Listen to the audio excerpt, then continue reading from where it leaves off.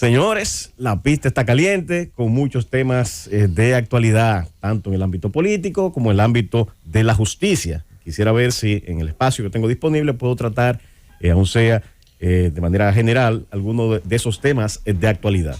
Por ejemplo, en el día de ayer tuvo lugar la llamada Operación Catleya. Y la gente se pregunta de dónde salió ese nombre. Ese nombre tiene que ver con un género de orquídea, que es una flor que esencialmente tiene su origen en Sudamérica, en Sur y Centroamérica.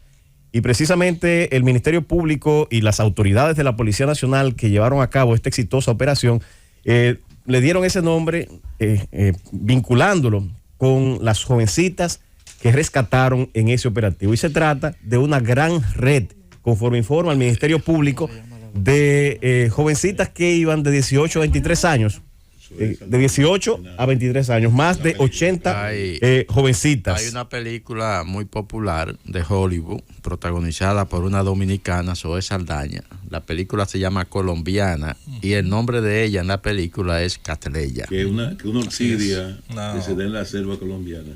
Sí, muchos tenemos en la casa y no sabemos que se llama así, pero bueno, esa es la Catleya. Que es una variedad del género orquídea. La que yo tengo en mi casa no tiene nada que ver con no tiene más nada más que flores. Pero sí, efectivamente hay que valorar esta labor de investigación. Tenían varios meses las autoridades del Ministerio Público, de la Policía Nacional y autoridades de agencias internacionales que trabajaron en este operativo. Se señala que intervinieron más de 25 fiscales, más de 200 agentes de la Policía Nacional y más de 50 técnicos y especialistas. Fue un despliegue que se hizo tanto en el Distrito Nacional como en la provincia de La Altagracia. Fueron rescatadas en este operativo más de 80 jóvenes. Conforme a las informaciones que brinda el Ministerio Público, estas jóvenes eran reclutadas con una oferta de trabajo, especialmente en Colombia y en Venezuela. Eran traídas a la República Dominicana y aquí las comprometían haciéndoles firmar documentaciones que indicaban que tenía deudas que iban entre 3 a 4 mil dólares y las prostituían. Tenían que pagar esa deuda y para pagar esa deuda se valían de la intermediación de los y las proxenetas que servían de intermediarios. Se sirvieron de plataformas digitales para poder vender y suplir este servicio sexual que costaba, conforme los reportes que dan, entre 100 a 150 dólares la hora. Y bueno, y aquellos que querían un poquito más, bueno, pues según este informe, dice que cobraban 400 dólares la noche. Valoramos este gran esfuerzo que ha hecho el Ministerio Público, la Policía Nacional, las agencias internacionales, para lograr salvar a esas 80 jóvenes de la prostitución y de la trata de blancas. Mira, Manuel, yo quiero aportar ahí porque fui testigo de excepción de muchos operativos que se realizaron en diferentes momentos en la Procuraduría General de la República. El gran trabajo que hay que desplegar, la labor de inteligencia que hay que hacer, el tiempo que se lleva eso para tú poder dar al traste con una red de esta categoría y de esta magnitud. No es tan fácil como, es decir, en una nota informativa, el Ministerio Público no puede expresar y dar todos los detalles que implica pues dar al traste con este tipo de redes criminales. Así es que de verdad que la labor del Ministerio Público en este caso es loable. 80 personas es un número también significativo y hay que pues felicitar al Ministerio Público por ese gran trabajo. Y mira, uno se sorprende sobre todo el lugar en que se encontraba, a pocos metros, yo diría, de mi oficina privada. Y yo, caramba, el rostro, en la caramba, cara, tú te lamentas de eso. En la cara de todos. Bueno, realmente quisiera uno bromear con un tema como este, pero realmente a todos creo que de alguna manera nos afecta, porque son jóvenes, son prácticamente niñas que han sido víctimas, y en esa condición de víctima no tenemos más que lamentarnos como sociedad. Y en el mismo centro de la ciudad operaba esta red mafiosa. Es un problema de características internacionales, Conde. contratan a dominicanas para llevarlas supuestamente a trabajar a países de Sudamérica, Argentina, Chile, por ejemplo, Colombia. Contratan a colombianas y a venezolanas para supuestamente traerlas a trabajar a República Dominicana. Y así es que funcionan estas redes de trata de blancas. Ahora, ya las mujeres, las jóvenes saben más o menos qué es lo que... ¿Cuál podrían ser las consecuencias de involucrarse en ese tipo de ofertas? No siempre, pero es algo que ocurre con mucha frecuencia. Sí, pero el drama está aquí, perdón, Susana, el drama está aquí en usar a las personas en condiciones de casi esclavitud. Fíjense, no sé si ustedes se acuerdan de la situación de la dominicana que administraba un centro en España, que reclutaba incluso a jóvenes menores de edad y la ponía a disposición y las drogaba. Y en esas condiciones de inconsciencia las explotaba sexualmente. Y según se reportaba, por ejemplo, en ese caso, esas jóvenes que estaban reclutadas por esa señora recibían a veces hasta 15 y 20 hombres por día. Dios. Entonces, usted me dirá... Y hay que agregar un elemento sobre lo que se ha debatido. Vamos a suponer que sabiéndolo o no, la joven termina en esta actividad, una de estas jóvenes que viene de esos países de Sudamérica, o en el caso, como dice Rosendo, de las dominicanas que han terminado en las islitas del Caribe o hasta en Europa. El problema, señores, es que esta relación entre proxeneta y prostituta, entre chulo y aquello, como se dice, claro, es una relación de esclavitud, porque ella no puede mañana decir, mira, ¿sabe que yo cambié de opinión? Yo ahora me voy a dedicar a poner uña. No, él va a retenerla. Así claro, quiera ella o no, porque él entiende que tiene que cobrar un fee, una dote para que ella se libere. Y eso, señores, genera una serie de situaciones violentas de amenaza además, permanente. José Luis, ese tipo, la gente que se dedica a eso, por ejemplo, eso no se brega con monjes, esa vaina, con delincuentes. Ellos le cubren incluso todo el costo de la operación de trasladarla de Colombia, de Venezuela hacia acá. Y aquí le garantizan habitaciones, vivienda, y ellos cubren todo. Pero con un grillete al lado de la cama. Entonces eso involucra a lo que tú ellos invierten en el pasaje, pero después la esclavizan y le restringen la libertad, no le permiten los documentos. Exacto. O sea, hay muchas modalidades, pero hay algunas que son más crueles que otras. Exacto. No es lo mismo un chulo, que también es una relación de poder, a una red de tráfico y explotación de mujeres. Es todavía peor. Es así se ha reflejado tal y como ustedes aportan, porque aquí es la explotación humana, es alguien que monopoliza y controla a otro con fines de sacar algún tipo de beneficio. Y como decía Susana, aquí se reveló en esta investigación que esas jóvenes apenas podían salir fuera del círculo, del espacio cerrado que le permitía esa red. Entonces aquí hay países, obviamente un poco más avanzados que nosotros en algunos aspectos jurídicos,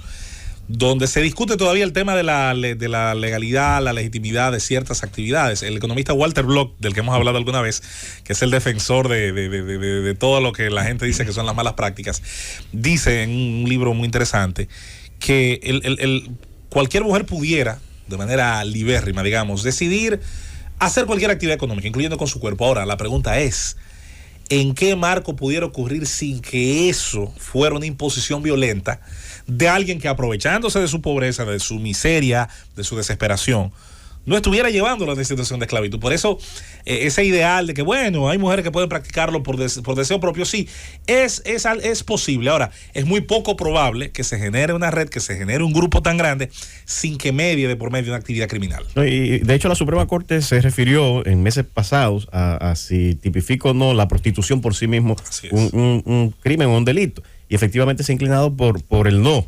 Siempre el proxenetismo, es el proxenetismo lo que al fin de cuentas se prohíbe y se sanciona en la República Dominicana. Bueno, pasamos ya a otro tema también que ha generado gran controversia, y es la elección de los bufetes directivos de tanto la Cámara de Diputados como del Senado. Parecía una solución sencilla, pero ha resultado ser bastante controversial, tanto la elección en la Cámara de Diputados como en la Cámara de Senadores. Bueno, el problema principal está en el Senado de la República, porque yo creo, Manuel Conde, que va a ser muy difícil quitarle la presidencia de la Cámara a Alfredo Pacheco, sobre todo por el manejo que ha tenido al frente de ese importante órgano legislativo durante estos 2 años.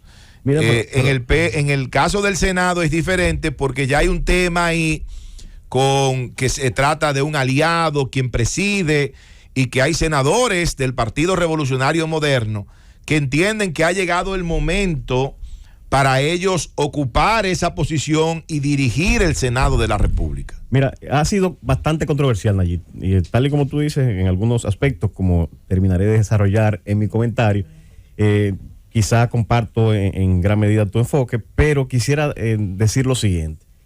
En la Cámara de Diputados, por ejemplo, se ha hablado desde el inicio de la actual, vamos a decir, de la actual integración de la Cámara de Diputados, de un supuesto acuerdo que hablaba de una alternancia en la dirección de la Cámara de Diputados, que un año iba a dirigirla Alfredo Pacheco y que otro Julito Furcal. Entonces, en ese orden es que al parecer hay un grupo de diputados que quieren también que se produzca una alternancia en la dirección de la Cámara de Diputados, y eso es lo que ha generado cierta controversia. Y es tan así que, estando previsto para esta semana la decisión respecto a quién dirigiría la Cámara de Diputados, pues entonces se ha tenido que posponer y crear una comisión especial. Por igual, lo que pasó con la ley de extinción de dominio, el proyecto de ley de extinción de dominio en la Cámara de Diputados, desde nuestro punto de vista, que no estamos en el Partido Revolucionario Moderno, lógicamente, aseguró la presidencia de la Cámara de Alfredo Pacheco. En ese mismo orden, eso es en la Cámara de Diputados. Hay una pugna, hay una lucha con relación a varias figuras, especialmente son estas las que hemos señalado: Alfredo Pacheco, que tiene ya varios años dirigiendo la Cámara de Diputados, y Julito Furcal, que también muchos dicen que con la remoción de su hermano del Ministerio de Educación también se abre mucho más la posibilidad de que sea él el seleccionado. Ya un poquito más adelante diré cuál es mi punto de vista con relación a cuál debería ser esa conformación. Por otro lado, hay realmente un escenario muchísimo más complicado en el Senado de la República.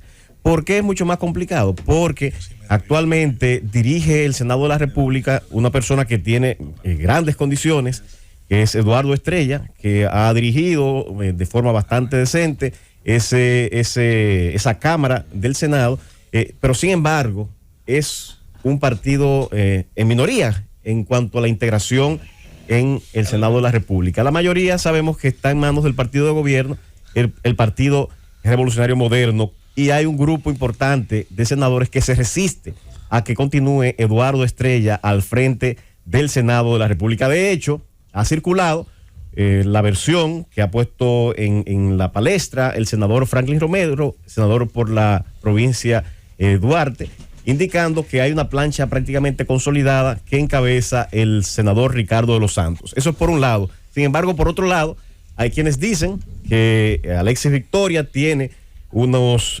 votos y unas intenciones también de presidir el Senado de la República. Por otro lado, también se menciona a Farideh Raful, Alexis, Ginette Burnigal. No, pero Alexis, ¿tú dices cuál? Victoria. Y así por igual, faltan votos, muchos votos. Así por igual, otros senadores. Yo digo que esta es una de las ocasiones en que más senadores aspiran a presidir el Senado de la República. Particularmente, independientemente de cuál sea la solución. Y para esa solución, la dirección ejecutiva tuvo que designar una comisión especial integrada por el actual coordinador general del partido de Revolucionario Moderno y vicepresidente Eddie Olivares, también integrada por Josefa Castillo y Nelson Arroyo, quienes deben tratar de conciliar tanto en la Cámara de Diputados como en el Senado quién debe continuar al frente de una y otra una Cámara. Y para esto tienen que hacer una labor, vamos a decir... Pero dame tu pronóstico, no de tantas vamos vueltas, a decir... Porque te veo como mareando. De tanteo, tanto con los diputados como del Senado. Luego de concluir ese tanteo, ese consenso entre tanto los diputados como los senadores, deben presentar su veredicto el próximo martes en la dirección ejecutiva, que es el lugar donde ha de tomarse la decisión. Fíjense, particularmente entiendo. Yo te doy el mío si tú quieres.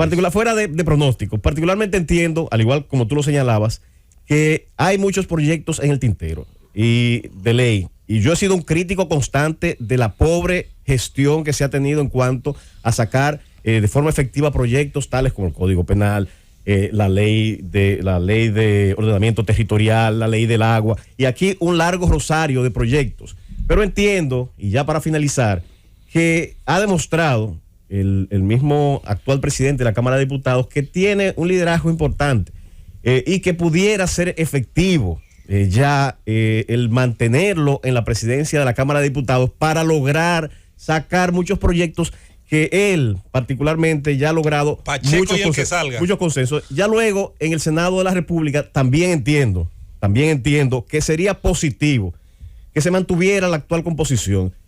Primero, para mantener un espacio de poder destinado a un partido aliado y enviar un mensaje positivo a los aliados del actual gobierno del Partido Revolucionario Moderno. Y segundo, hay que reconocer que en cuanto a administración, el actual presidente del Senado, Eduardo Estrella, ha llevado a cabo una gestión bastante transparente, bastante adecuada, y entiendo que su continuidad al frente del Senado de la República, al igual que la continuidad del actual presidente de la Cámara de Diputados, Alfredo Pacheco, sería positivo para el país y para las diferentes iniciativas que deben ser aprobadas en los próximos días. ¡Llévatelo, Cundo!